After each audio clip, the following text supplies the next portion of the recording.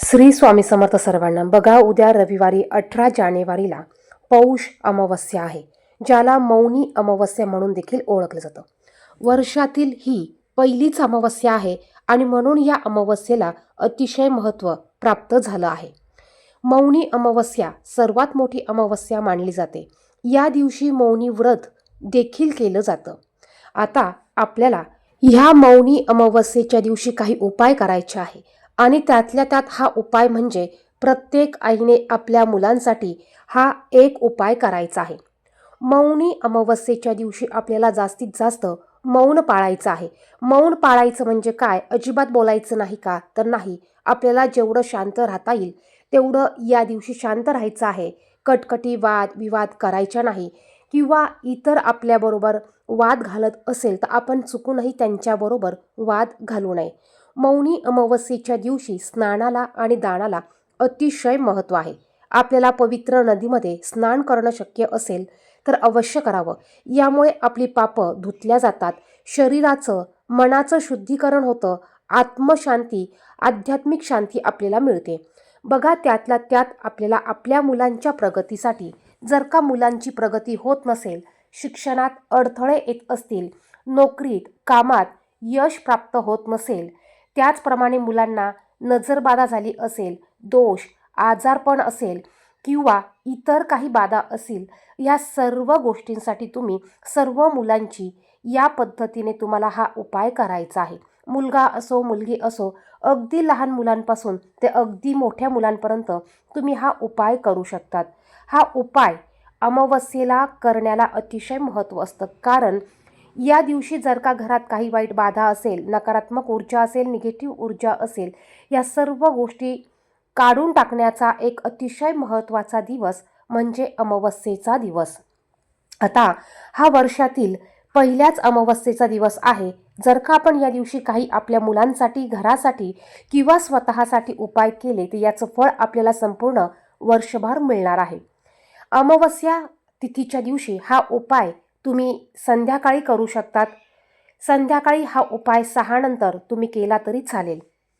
ह्या उपायासाठी तुम्हाला एक नारळ आणायचा आहे.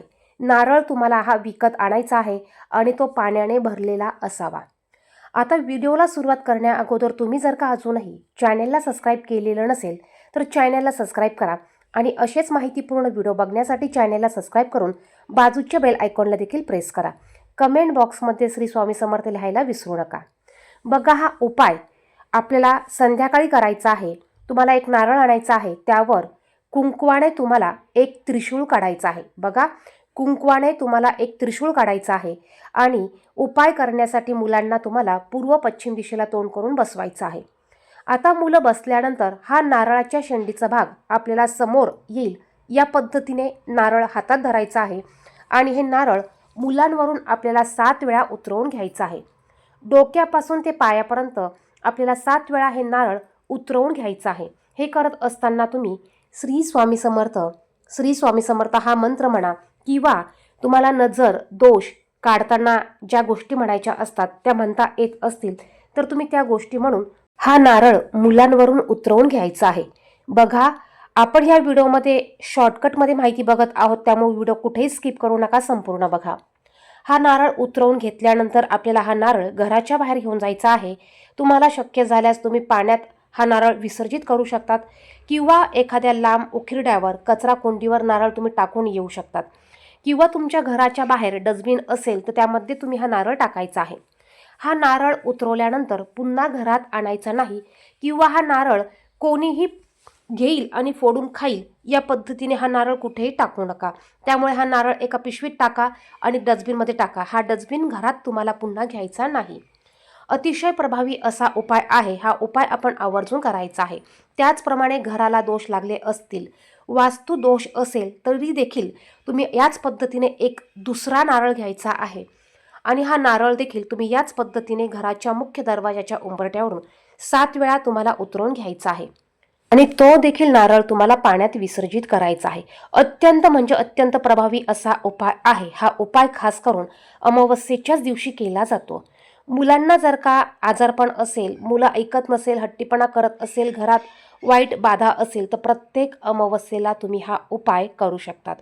व्हिडिओ आवडला तर व्हिडिओला लाईक करा, इतरांना देखील ही माहिती शेअर करा. धन्यवाद.